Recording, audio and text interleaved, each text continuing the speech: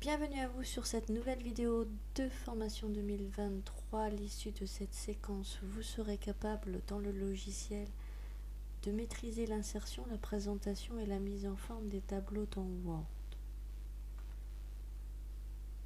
Pour ceux qui passent la certification TOSA, ce cours est en lien avec son référentiel. Quand on parle d'insertion d'un tableau, on parle de créer un tableau, de saisir dans un tableau, de sélectionner, insérer, supprimer, déplacer des lignes et des colonnes. La présentation d'un tableau, c'est quoi? C'est utiliser les styles de tableau, appliquer des mises en forme cellules, fusionner et fractionner des cellules ou un tableau, utiliser les tabulations dans un tableau, créer, supprimer les entêtes de colonnes, gérer les styles de bordure, gérer l'alignement des cellules. Et la mise en forme de tableau correspond à effectuer un calcul dans un tableau, connaître et utiliser les options de style de tableau, style ligne, d'entête, de total ou à bande. Et oui, cette séquence est très complète sur la thématique du tableau. Avant toute chose, n'oubliez pas ici en bas à droite de cliquer sur s'abonner si ce n'est pas déjà fait. En novembre, j'avais fait une petite vidéo vous remerciant d'être 200 abonnés. On s'était dit, j'avais émis le souhait d'atteindre les 500 abonnés pour Noël. Bon, nous sommes à 250. Ce qui explique un petit peu que j'étais un petit peu démotivée. Donc très peu réalisé de vidéos sur 2023 et donc pas respecter les 1 vidéo par semaine. Alors heureusement j'ai un peu plus de commentaires très sympas de gens qui me suivent et qui me boostent pour pouvoir continuer l'aventure. Néanmoins, s'il vous plaît, continuez, je compte sur vous, n'hésitez pas à transmettre à tous vos entourages ou personnes qui seraient susceptibles d'être intéressées l'adresse de ma chaîne Céline MCA. Alors pour insérer un tableau, alors déjà la conception du tableau est basée sur la notion de cellule. Il faut positionner votre pointeur de souris dans un paragraphe vide et aller ensuite dans l'onglet Insertion et le groupe Tableau. Vous pourrez ainsi, de méthode, sélectionner les carrés en fonction du nombre de lignes et de colonnes attendues. Ici, on est à 5 lignes, 5 colonnes. Ou bien dessiner un tableau à l'aide du crayon. Bon, je vous conseille plus d'utiliser la première, c'est-à-dire sélectionner le nombre de carrés en fonction du nombre de lignes. Allez, on y va, c'est parti. Onglet Insertion, groupe, tableau, 5 sur 5. Voilà, et vous voyez bien en dessous qu'il y a la possibilité de dessiner un tableau. Mais bon, je vous conseille plutôt de passer par cette méthode. Si votre tableau fait plus de 8 colonnes et 10 lignes, à ce moment-là, allez dans Insertion, toujours tableau, mais passez par Insérer un tableau. Et là, vous avez la possibilité du coup d'indiquer le nombre de colonnes et le nombre de lignes. Vous avez un onglet supplémentaire qu'on appelle un onglet dédié dès l'instant que vous êtes dans votre tableau. Si vous regardez donc ici, vous voyez que rien n'apparaît, mais dès l'instant que je clique dans le tableau, j'ai bien un onglet dédié qui s'appelle outil de tableau avec deux possibilités, soit la création de tableau, soit la mise en page du tableau. Par défaut, quand vous avez inséré votre tableau, vous avez les bordures qui apparaissent. Si vous souhaitez les personnaliser ou ne pas que celles-ci apparaissent, que ce soit à l'impression ou autre, quand vous sélectionnez votre tableau, dans l'outil de tableau, dans création de tableau, vous avez ici le groupe bordure, la commande bordure, et vous faites donc aucune bordure.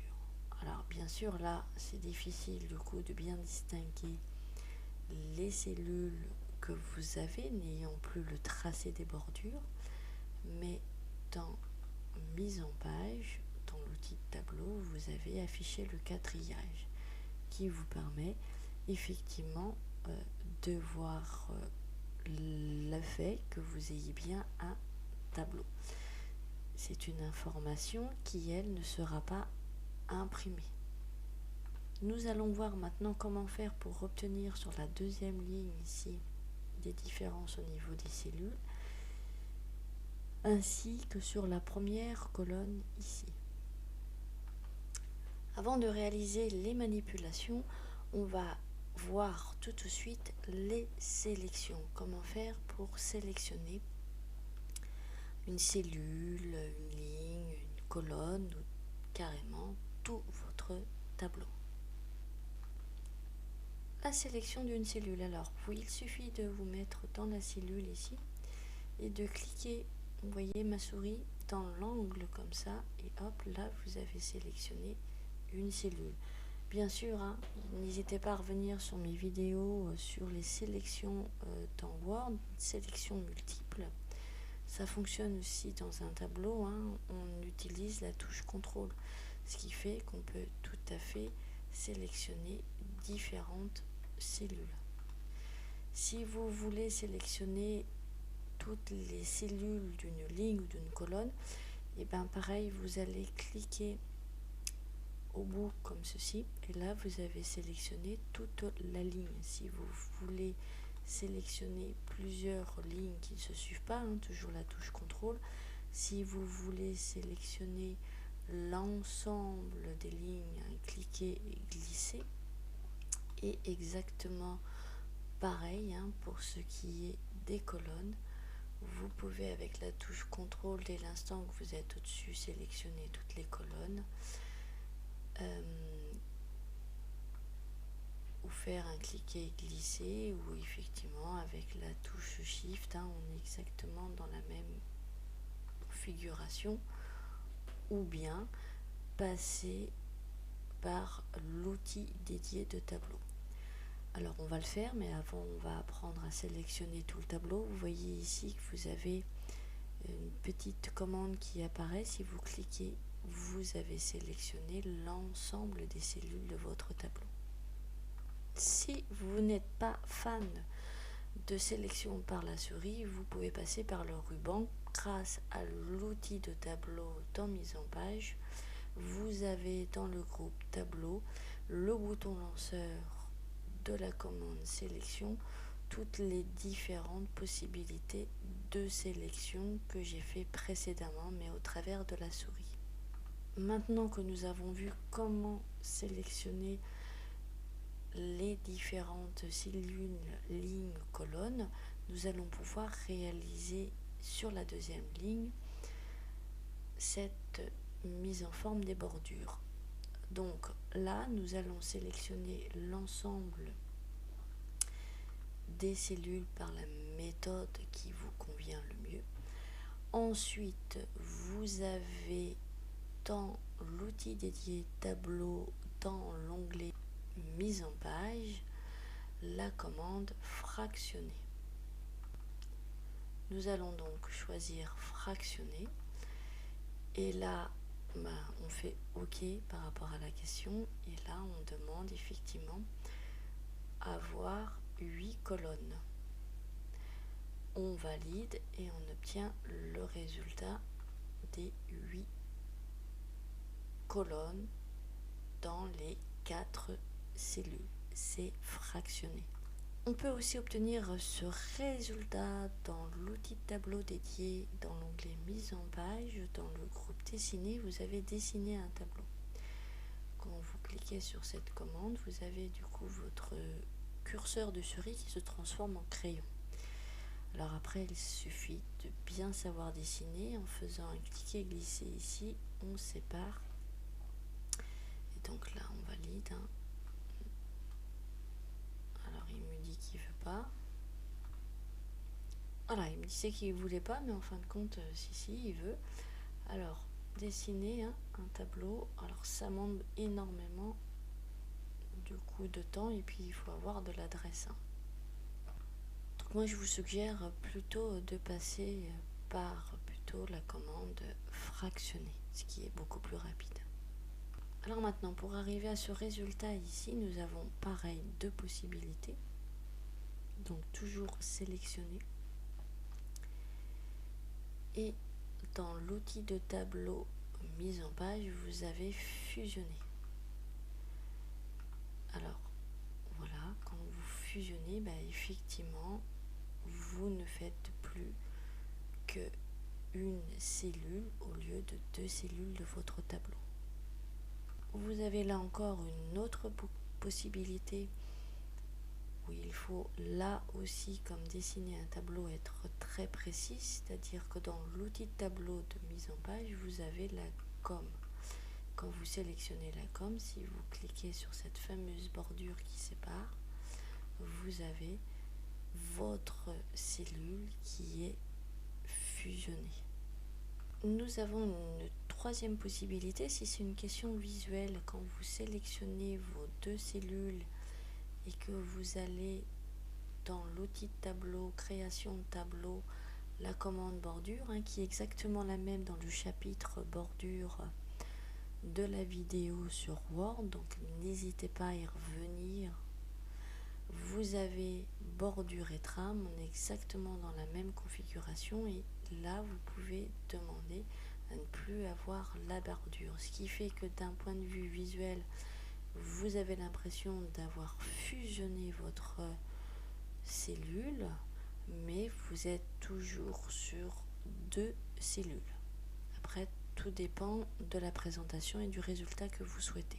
Alors bien sûr, je ne vais pas vous faire un cours sur les différentes bordures dans un tableau, puisque c'est exactement le même outil que la vidéo sur les bordures. Ce que je vous propose, c'est de regarder comment redimensionner votre tableau.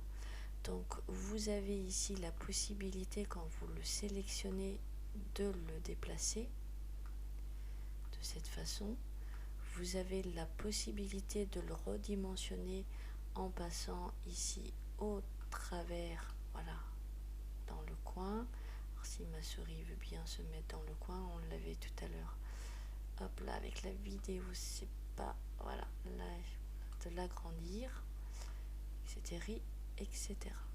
Vous avez aussi la possibilité au travers de l'outil de tableau mise en page dans le groupe tableau des propriétés qui vous permettre de faire une disposition en lien avec vos tableaux, à gauche, centré, droite, au niveau des lignes, des colonnes, des cellules, de pouvoir voir les différentes largeurs, pourcentage, taille, etc., etc. N'hésitez pas à consulter cette partie-là en lien avec du coup les propriétés de votre tableau sur les largeurs spécifiques, l'alignement, l'habillage, etc., etc.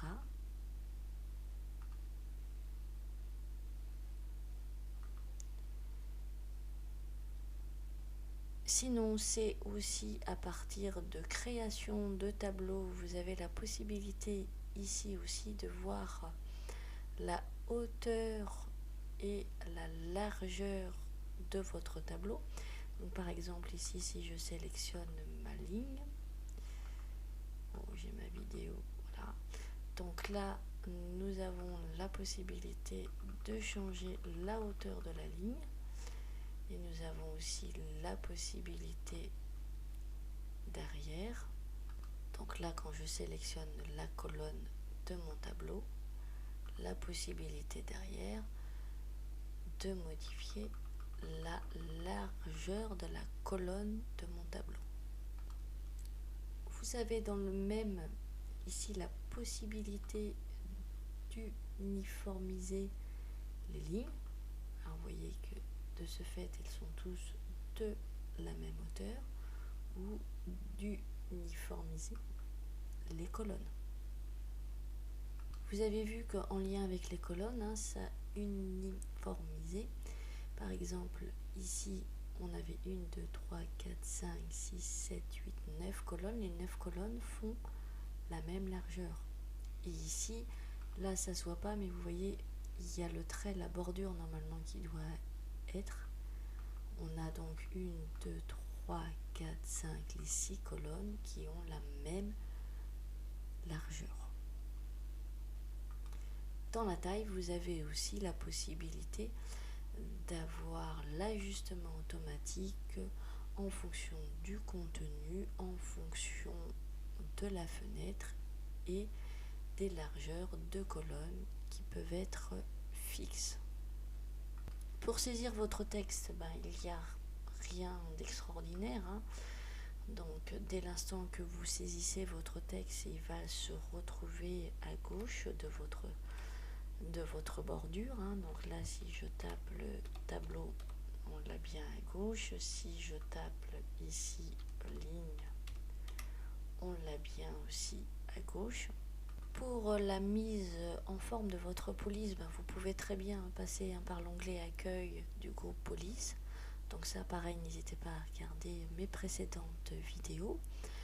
Par rapport à l'alignement du contenu de votre texte dans vos cellules, alors là, c'est très important.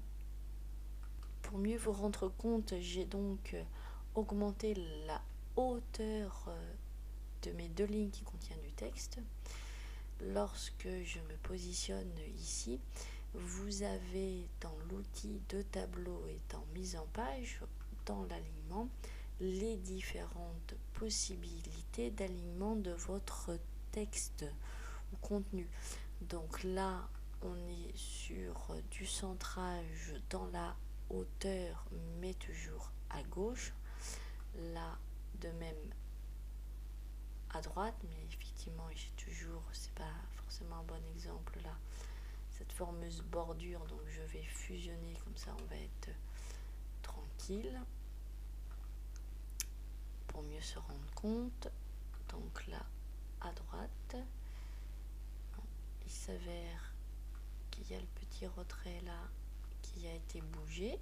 Voilà, donc il faut savoir que normalement chaque cellule est séparée par les retraits de première ligne. Pareil, n'hésitez pas à voir la vidéo en lien avec les fameux retraits.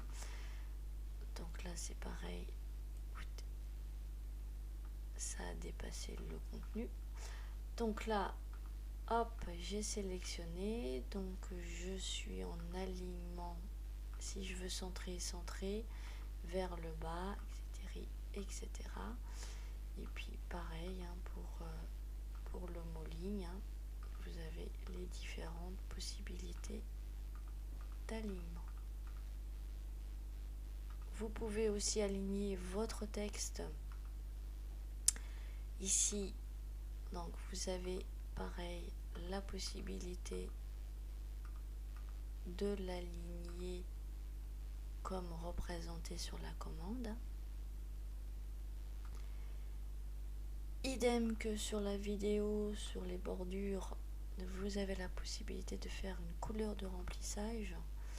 Donc trame de fond, c'est exactement la même couleur, la même commande, pardon. Donc n'hésitez pas à revenir là aussi sur ma précédente vidéo. Là c'est un tableau que j'ai créé avec mon propre style. J'ai sélectionné moi-même les cellules et choisi mon propre remplissage, mes propres couleurs de caractères et autres. Vous pouvez très bien, donc, quand vous sélectionnez votre tableau, utiliser les styles qui vous sont proposés.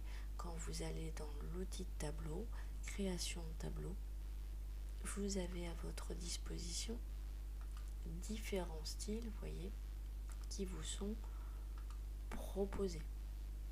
Donc ça, si vous voulez un style réalisé rapidement, vous pouvez effectivement l'utiliser. Alors là, vous voyez qu'on ne voit pas du coup la police, donc je la rajoute par rapport au style précédent que j'avais fait. Quand j'applique le style, hop, ça n'apparaît plus. Vous pouvez ajouter, supprimer des lignes et des colonnes. Donc quand vous sélectionnez votre colonne, vous avez dans mise en page de l'outil tableau la possibilité d'insérer une colonne soit à gauche soit à droite. Donc si je fais à gauche, elle est insérée à gauche. Et là, si c'est celle-ci qui est sélectionnée, si je fais du coup insérer à droite, j'en ai une qui va être insérée à droite. Si je souhaite supprimer, je vais dans l'outil de tableau mise en page, supprimer les colonnes sélectionnées. C'est tout pareil concernant les lignes. Si vous sélectionnez votre ligne, vous avez ici au même endroit dans création de l'outil de tableau dédié la possibilité d'insérer au-dessus ou en dessous. Donc insérer au-dessus, ça va insérer au-dessus, insérer en dessous, ça va insérer en dessous.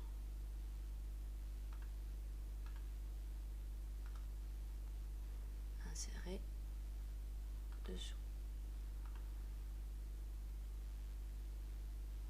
Vous avez aussi la possibilité, que ce soit pour les lignes ou les colonnes, quand vous passez, vous avez le petit plus ici qui apparaît, qui vous permet d'insérer.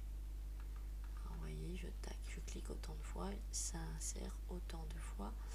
Et vous avez la même chose au niveau des colonnes. Alors là, mon style de tableau étant fait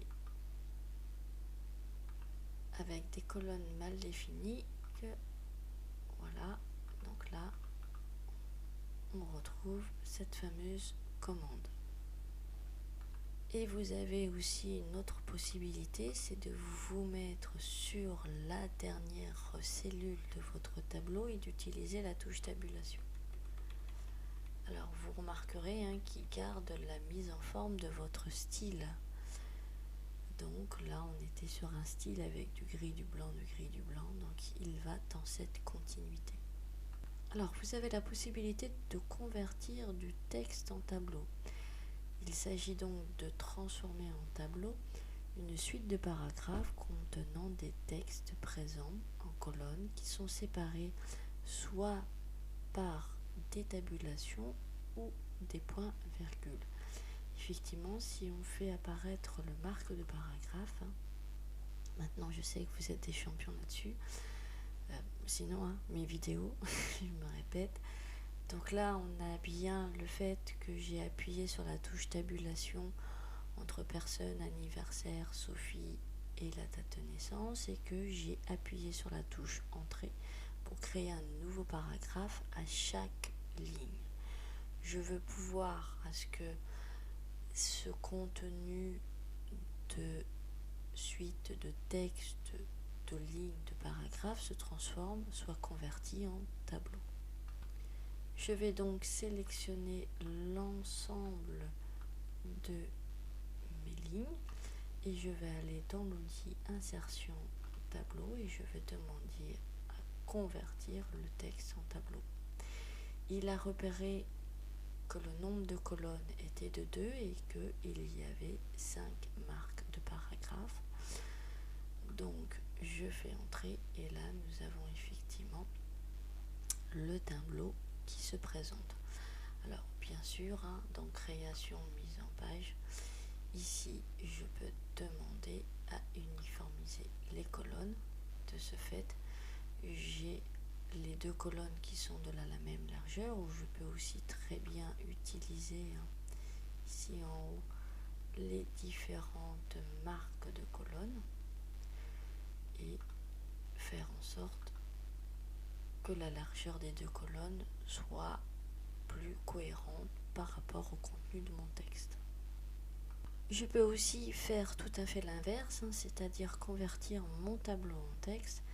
Là par exemple, je prends le modèle du tableau pour lequel je voudrais tout à l'heure faire des calculs. Si je sélectionne mon tableau, dans l'outil de tableau, création de tableau, ici dans données, je peux demander à convertir en texte et choisir soit les options qui sont proposées ici, donc la marque de tabulation, marque de paragraphe, point virgule ou autre. Je pourrais par exemple dans autre demander à avoir des espaces. Si je fais OK, vous voyez que les données du coup se sont bien transformées. Hop, là je mets la couleur noire parce que vous avez vu qu'il n'y a pas, en fonction du style que j'ai choisi, toutes les données qui apparaissaient. Alors, comment faire des calculs dans un tableau? Alors, c'est pas l'idéal, mais ça peut dépanner. C'est vrai que si vous avez Excel, c'est plutôt mieux de passer par le tableur Excel. Mais bon, le principe de base, c'est que chaque colonne est identifiée par une lettre. Donc, la première colonne est la lettre A, la seconde est la B, et chaque ligne par un chiffre. Donc là, on va jouer la bataille navale. Vous avez tout compris. Alors là, on va prendre un petit peu d'avance par rapport à Excel. J'espère bientôt vous faire des vidéos sur Excel. Alors, pour évoquer des cellules contiguës, il faut indiquer la référence de la première cellule et taper 2 points et la référence de la deuxième cellule. Pour évoquer des cellules non contiguës, il faut utiliser le point virgule comme séparateur. Alors là, on est vraiment dans le cas de configuration de Excel du tableur. On est exactement sur le même langage en ce qui concerne les 2 petits points et le point virgule. Mais allez, on y va. On va faire le total de la colonne janvier. Alors, on va se mettre dans la cellule devant contenir le résultat.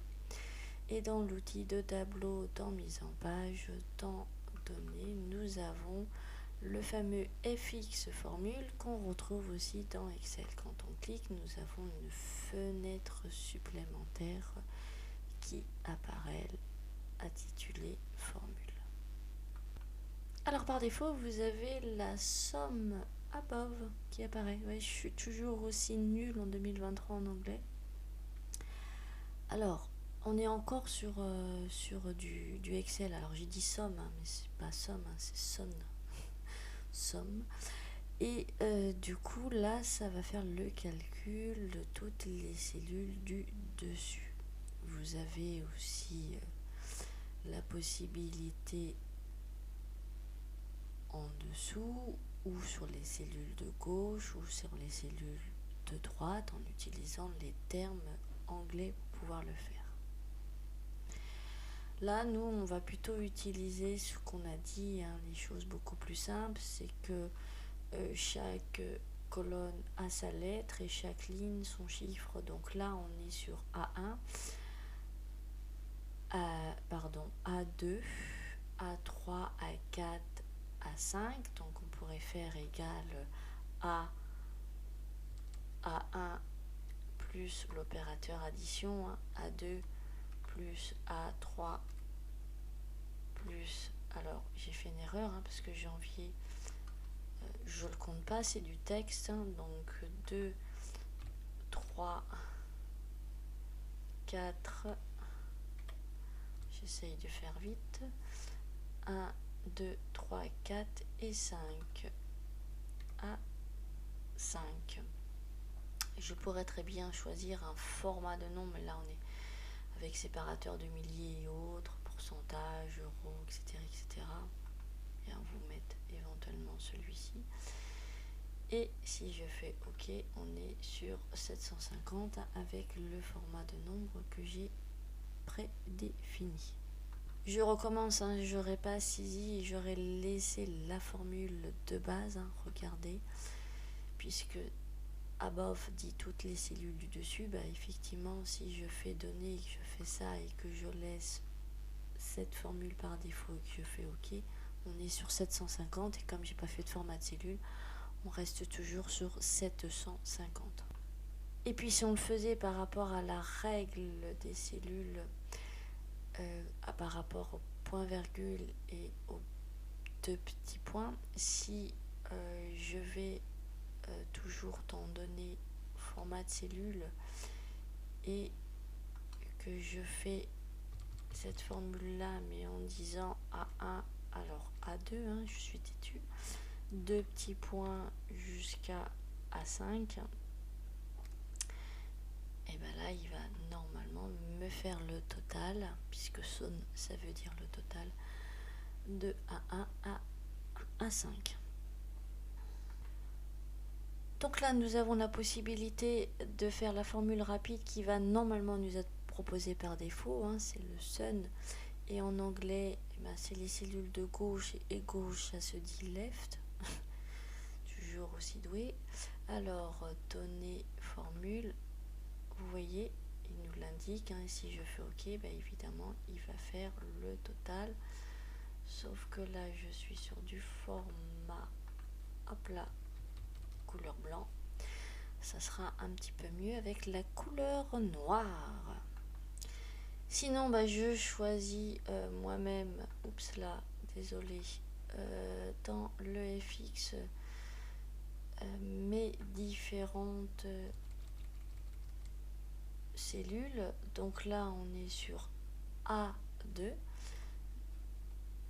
alors A2 plus B2 plus C2, et là si je fais OK, nous arrivons au même résultat. Super. Alors nous allons maintenant voir répéter des libellés de colonnes sur plusieurs pages. Je vous ai mis un petit tableau là, vous voyez, alors il est constitué de 4 colonnes, et quand je vais sur la page suivante, on voit que celui-ci continue, mais on n'arrive pas à savoir exactement à quoi correspond chaque colonne. Donc ça c'est le principe de pouvoir de ce fait répéter les libellés de colonnes. Donc si je sélectionne ici les libellés de colonnes de ce tableau, j'ai dans l'outil de tableau mise en page donnée la possibilité de demander à répéter les lignes d'en-tête. Et de fait d'avoir fait cela, vous voyez que sur la deuxième page, j'ai maintenant une meilleure vue de à quoi correspondent mes 4 colonnes de tableau. On va voir aussi vite fait qu'on a aussi une commande qui nous permet de trier les données de votre tableau. Alors là par exemple j'ai sélectionné la colonne date. Ici je vais dans l'outil de tableau mise en page données, vous avez la possibilité de faire un tri, et là soit je choisis croissant, soit je choisis décroissant, et là si je fais OK, nous avons les dates qui apparaissent de façon décroissante. Alors je vais vous montrer quelques petites choses qui est important de savoir pour les personnes qui passent la certification TOSA. Alors là effectivement vous avez la possibilité de changer la largeur de votre colonne ou la hauteur de votre ligne par la règle, si vous souhaitez ne pas passer par les commandes qui sont ici. Vous avez aussi la possibilité là de bouger le fameux retrait, regardez mes vidéos, ça fonctionne aussi sur le tableau. pour se déplacer d'une cellule à une autre, vous avez la touche tabulation, hein. Alors comme la touche tabulation permet de déplacer d'une cellule vers une autre, on verra que pour du coup poser des taquets de tabulation, on va devoir compiler cette touche avec une autre touche pour pouvoir réussir à faire des points de suite ou à ce que le taquet fonctionne. Et autre chose, quand vous sélectionnez une colonne et que vous appuyez sur la touche sup de votre tableau, il faut savoir que ça ne supprime pas votre colonne, hein. Vous voyez, ça supprime le contenu et ça garde de la mise en forme. C'est pareil lorsque vous sélectionnez une ligne, hein. Je sélectionne la ligne, je fais sup, ça ne supprime que le contenu. Si par contre je sélectionne la ligne et que je fais la touche retour arrière du clavier, et bien là ça supprime bien, hein, je vous le refais, la ligne. Là je vais sélectionner la colonne ici. Si je fais la touche retour arrière, et bien là aussi ça supprime votre colonne. Autre chose importante, nous avons vu la notion de fusionner et de fractionner des cellules. Nous avons la possibilité de fractionner un tableau. Ça veut dire quoi? Lorsque je sélectionne ici par exemple cette ligne et que dans l'outil de tableau dans mise en page et que je fais fractionner le tableau, et ça le coupe en deux, ça le dissocie. Et de ce fait, ça ne reproduit pas les en-têtes et colonnes, puisque là on est sur un autre tableau.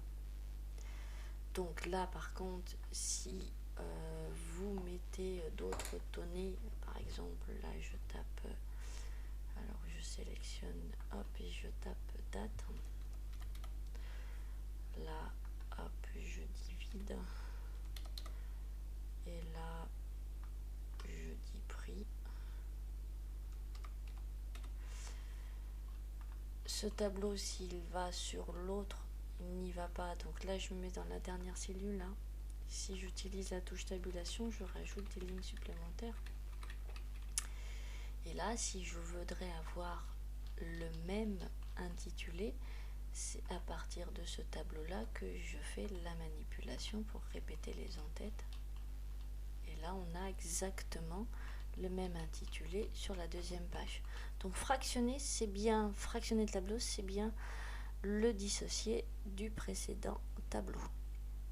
Pour finir, on va être un petit peu au taquet là. Alors les taquets, hein, regardez la vidéo sur les taquets. Alors en lien avec le tableau là, si vous voyez ici nom et le sont alignés parce qu'un taquet a été posé, un taquet gauche, hein, et donc de ce fait il est bien aligné sur la gauche. Si je veux faire la même chose ici, je vais sélectionner. Je vais soit ici passer et positionner mon taquet par exemple ici. Et là, si je veux propulser mon mot nom au taquet, il faut que je fasse CTRL table. Et non pas juste la touche table, puisque là nous sommes dans un tableau. Si je voulais des points de suite, lorsque je sélectionne ici mon tableau, si je vais dans accueil, paragraphe, tabulation, je pourrais très bien demander, alors là il me dit que j'ai déjà un 1,5, hein, parce que c'est par rapport à la largeur de la colonne qu'il définit le tableau. J'ai donc un taquet gauche sans aucun point de suite. Si là je dis que du coup je rajoute 1, 2, 3, 4 cm, donc ça fait 5, ça fait 6. Un 6 à gauche avec ce différent point de suite et que je fais définir. Si je fais OK et que là je fais CTRL Tab, j'ai mes points de suite qui apparaissent. Je refais CTRL Tab et mes points de suite apparaissent. Voilà, alors c'est vrai que cette vidéo était très très très longue, assez conséquente. Je pense avoir fait le tour des choses à connaître, à savoir en lien avec les tableaux. N'oubliez pas avant de me quitter de vous abonner si ce n'est pas fait et de faire part, de partager cette chaîne à tout votre entourage. J'espère à bientôt. N'hésitez pas à me laisser vos commentaires. Ciao!